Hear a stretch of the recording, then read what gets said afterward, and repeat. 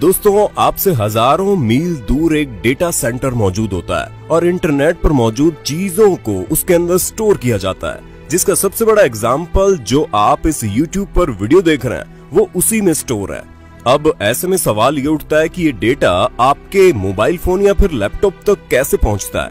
ऐसे में आपके दिमाग में ये सवाल जरूर आता होगा कि हमारे पास जो इंटरनेट आता है वो सैटेलाइट के जरिए आता है, लेकिन हम आपको बता दें कि सैटेलाइट के जरिए किसी भी वीडियो या फिर एप्लीकेशन का आप तक पहुंचने का जो रास्ता होता है वो बहुत लंबा होता है। ऐसे में बहुत सारी रुकावटें आ सकती है जो बिल्कुल भी नहीं आनी चाहिए।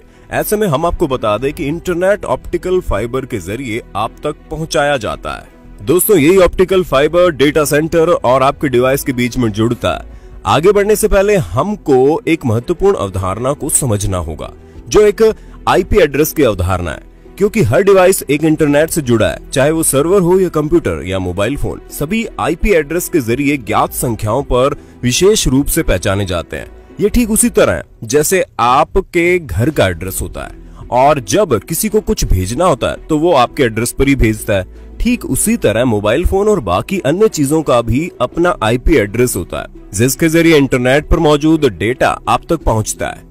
अब आप जिस किसी से भी इंटरनेट लेते हैं, फिर चाहे मोबाइल फोन नेटवर्क हो या फिर हाई-फाई सर्वर, ये सभी लोग आप तक इंटरनेट आपके आईपी एड्रेस से आप तक इंफॉर्मेशन पहुंचाते हैं। हालांकि डेटा सेंटर के सर्वर में भी एक आईपी एड्रेस होता है जो सर्वर एक वेबसाइट को संग्रहित करता है, इसीलिए आप सर्वर के आईपी एड्रेस को जानकर किसी भी साइट का उपयोग कर सकते हैं। हालांकि किसी व्यक्ति के लिए इतने सारे आईपी एड्रेस को याद करना मुश्किल है। इसी वजह से इस समस्या को हल करने के लिए डोमेन नेम्स जैसे कि youtube.com, facebook.com, amazon.com आदि का उपयोग किया जाता है, जो आईपी एड्रेस के अनुरूप होते हैं, जो संख्याओं की तुलना में हमें याद रखना आसान होता है। एक और बात ध्यान देने योग्य है, वो ये कि एक सर्वर में कई सारी वेबसाइट को संग्रहित करने की क्षमता होती है, और यदि सर्वर में कई वेबसाइट होती हैं, तो सभी वेबसाइट को सर्वर के आईपी एड्रेस से एक्सेस नहीं किया जा सकता। ऐसे मामलों में जानकारी के अतिरिक्त टुकड़े होस्ट हेडर का उपयोग वेबसाइट की विशिष्ट पहचान के लिए किया जाता है। हालांकि facebook.com या youtube.com जैसी विशाल वेबसाइट के लिए संपूर्ण डेटा सेंटर इंफ्रास्ट्रक्चर विशेष वेबसाइट के स्टोरेज के लिए समर्पित होगी। इंटरनेट का उपयोग करने के लिए हम हमेशा कॉम्प्लेक्स आईपी एड्रेस के बजाय डोमेन नेम यूज करते हैं। हमारे डोमेन नेम के अनुरूप इंटरनेट को आईपी एड्रेस कहां से मिलते हैं, ये भी एक सवाल है। तो दोस्तों, हम आपको बता दें कि इस काम के लिए इंटरनेट डीएनएस नाम की एक विशाल फोन बुक का उपयोग करता है। यदि आप किसी व्यक्ति का नाम जानते हैं लेकिन उनका टेलीफोन नंबर नहीं जानते, तो आप इस केवल फोन बुक से देख सकते हैं। डीएनएस सर्वर इंटरनेट को समान सेवाएं प्रदान करता है। आपका इंटरनेट सेवा प्रदाता या अन्य संगठन डीएनएस सर्वर को मैनेज कर सकते हैं। चलिए पूरे ऑपरेशन का रिकैप करते हैं। आप डोमेन नेम सर्च करें, ब्राउजिंग संबंधित आईपी एड्रेस प्राप्त करने के लिए डीएनएस सर्वर के लिए अनुरोध भेजता है। आईपी एड्रेस को प्राप्त करने के बाद आपका ब्राउजर केवल डेटा सेंटर को अनुरोध फॉरवर्ड कर देता है, विशेष रूप से संबंधित सर्वर को। और एक बार जब सर्वर को किसी विशेष वेबसाइट पर पहुंचने का अनुरोध मिलता है तो डेटा प्रवाह शुरू हो जाता है। डेटा को ऑप्टिकल फाइबर केबल के माध्यम से डिजिटल प्रारूप में ट्रांसफर किया जाता है, विशेष रूप से लाइट पल्सेस के रूप में। इन लाइट पल्सेस को कभी कभी अपनी डेस्टिनेशन तक पहुंचने के लिए ऑप्टिकल केबल के माध्यम से हजारों मील का सफर भी तय करना पड़ता है, और अपनी यात्रा के दौरान उन्हें अक्सर कठिन इलाकों जैसे कि पहाड़ी इलाकों या समुद्र के नीचे से गुजरना पड़ता है।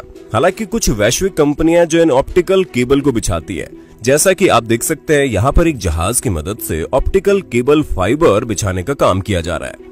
एक हल जहाज से समुद्र में गहराई में गिराया जाता है और ये हल समुद्र के ऊपर खाई बनाता है, जिसमें ऑप्टिकल केबल फाइबर रखे जाते हैं। वास्तव में complex optical fibre cable internet की रीढ़ की हड्डी की तरह काम करता है, जो कि पूरी तरह से आते हुए सीबर्ड से लेकर आपके दरवाजे तक फैले होते हैं, जहां वो एक राइटर से जुड़े होते हैं। राइटर इन लाइट सिग्नल्स को इलेक्ट्रिकल सिग्नल्स में परिवर्तित करता है और फिर एक एथरनेट केबल का प्रयोग करके आपके राइटर से आपके लैपटॉप तक इंटरनेट सर्विस को प्रोवाइड किया जाता है। हालांकि आप सेल्यूलर डेटा का प्रयोग करके इंटरनेट चलाते हैं, तो ऑप्टिकल केबल से सिग्नल को सेल टावर पर भेजना पड़ता है, और सेल टावर से सिग्नल आपके सेल फोन तक इलेक्ट्रोमैग्नेटिक वेव्स के रूप में पहुंचता है।